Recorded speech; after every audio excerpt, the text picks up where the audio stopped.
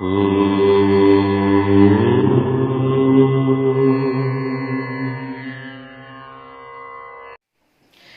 दोस्तों, मेरा नाम है सत्यम विष्णु अवस्थी और आप देख रहे हैं सरल उपाय सहज समाधान। कैसे हैं दोस्तों? आशा करते हैं आप सभी अच्छे होंगे, स्वस्थ होंगे। दोस्तों, पिछले वीडियो में हमने जाना था कि घर में किन देवताओं की कितनी मूर्तियां होनी चाहिए। उसी वीडियो को देखने के बाद कई लोगों के अंदर एक संशय उत्पन्न हुआ कि क्या घर में सिर्फ एक देवता की मूर्ति रख सकते हैं? जो भी हमारे इष्ट देव हैं, क्या सिर्फ उनकी मूर्तियां रख सकते हैं? इतना झमेला, इतने भगवान रखने की क्या आवश्यकता है? जो हमारे इष्ट हैं, हम सिर्फ उनकी मूर्ति रख लें और उन्हीं की आराधना से हमें संपूर्ण फल की प्राप्ति होगी। तो क्या ऐसा सच में वास्तविकता है? चलिए सबसे पहले प्रमाण को देखते हैं। क्या बोला गया है वाराह पुराण में?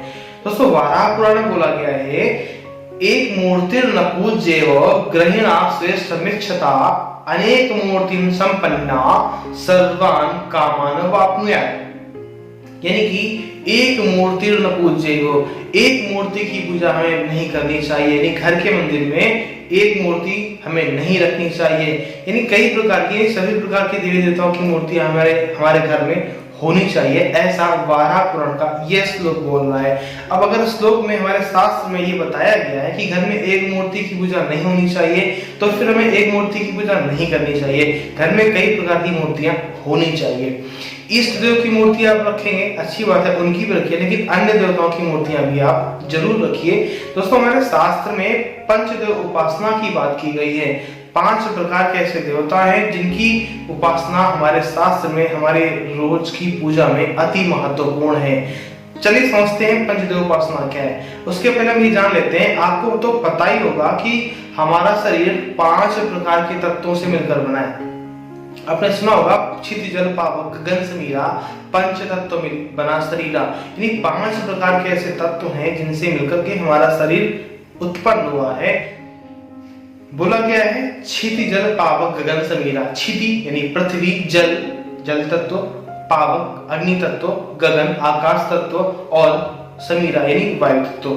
पृथ्वी तत्व, जल तत्व, वायु तत्व, अग्नि तत्व और आकाश तत्व, ये 5 तत्व हैं जिनसे मिलकर के हमारा यह शरीर उत्पन्न हुआ है। और जो पंचदेव हैं वो भी इन्हीं 5 तत्वों को रिप्रेजेंट करते हैं। हर एक देवता हर एक तत्व को अलग अलग रिप्रेजेंट करता है। चलिए शास्त्र में देखते हैं क्या बताया गया है, कौन है ये पंचदेव जिनकी उपासना हमें जरूर करनी चाहिए। इसके हम आपको 2 प्रमाण देंगे। चलते हैं पहले प्रमाण की तरफ। ये प्रमाण उपासना तत्व से लिया गया है। देखते हैं क्या बोला गया है इस उपासना तत्व के श्लोक में। आपकी स्क्रीन पर आ रहा है श्लोक, आप उसको देखिए क्या बोला गया है। दोस्तों, शास्त्र में बोला गया है, आदित्यम गणनाथम च देवीम रुद्रम च केशवम पंचदेवत्यमित्युक्तम सर्वम कामस पूजयेत्। यानी कि आदित्यम गणनाथम च देवीम रुद्रम च केशवम। आदित्यम यानी कि भगवान सूर्य, गणनाथम यानी भगवान गणेश, आदित्यम गणनाथम च देवीम रुद्रम च केशवम। देवीम यानी आदिशक्ति मां दुर्गा, रुद्रम च केशवम यानी रुद्र भगवान शिव, केशव यानी भगवान श्री हरि विष्णु। यानी कि ये 5 ऐसे देवता हैं। कौन कौन? श्री गणेश जी, भगवान विष्णु, भगवान शंकर, मां दुर्गा और भगवान सूर्य। यानी 5 ये देवता हैं जो अलग अलग तत्वों को प्रतिनिधित्व करते हैं।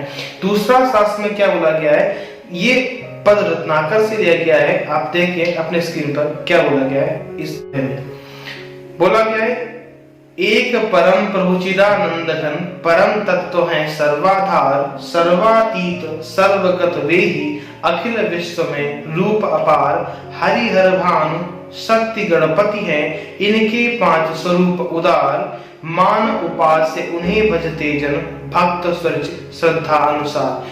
हरिहर भानु शक्ति गणपति हैं। हरि यानी श्री हरि विष्णु, हर भगवान शंकर, भानु भगवान सूर्य, शक्ति यानी मां दुर्गा, गणपति भगवान गणेश। ये 5 देवता हैं। इस पद रत्नाकर में बताया गया ये 5 देवता हैं जो पंचदेव उपासना में पूजे जाते हैं। देखिए सबसे पहला नंबर आता है भगवान गणेश का, जो जल तत्व के अधिष्ठाता हैं, जल तत्व के प्रतिनिधित्व करते हैं। शरीर में सबसे ज्यादा जल तत्व पाया जाता है, इसीलिए भगवान गणेश की पूजा सबसे पहले की जाती है। फिर आते हैं भगवान विष्णु। भगवान विष्णु जो है ये वायु तत्व का प्रतिनिधित्व करते हैं। फिर आते हैं भगवान शंकर, भगवान शिव। भगवान शिव जो पृथ्वी तत्व का प्रतिनिधित्व करते हैं। भगवान शिव इकलौते ऐसे देवता हैं जो पृथ्वी पर बैठते हैं, पृथ्वी पर विराजित होते हैं। फिर आती हैं माँ दुर्गा। माँ दुर्गा अग्नि तत्व को रिप्रेजेंट करती हैं, अग्नि तत्व का प्रतिनिधित्व करती हैं। और फिर अंत में आते हैं भगवान सूर्य, भगवान भास्कर जो आकाश में विराजित होकर आकाश तत्व का प्रतिनिधित्व करते हैं। ये 5 देवता 5 प्रकार की तत्वों को रिप्रेजेंट करते हैं, इसीलिए हमारे शास्त्र में पंचदेव उपासना अति महत्वपूर्ण बताई गई है। और फिर शास्त्र में एक बात और बोली गई है ना, पहला सुख निरोगी काया, दूजा सुख घर धन में माया, तीजा सुख गुणवंती नारी, चौथा सुख पुत्र आज्ञाकारी। पहला सुख क्या है? निरोगी काया। हमारा शरीर, हमारी काया पूर्ण स्वस्थ होनी चाहिए। और हमारा शरीर बना किससे है? 5 तत्वों से। और इन 5 तत्वों को रिप्रेजेंट यानी बैलेंस जो कौन करता है? यही 5 देव हैं जो पंचदेव नाम से जाने जाते हैं। यही हमारे शरीर को रिप्रेजेंट करते हैं, हमारे शरीर को बैलेंस करते हैं। अगर हम इन पंचदेवों की पूजा करेंगे, इनकी उपासना करेंगे, तो हमारे शरीर में विद्यमान ये 5 तत्व पूर्ण रूप से बैलेंस रहेंगे। कोई भी तत्व डिसबैलेंस नहीं हो पाएगा।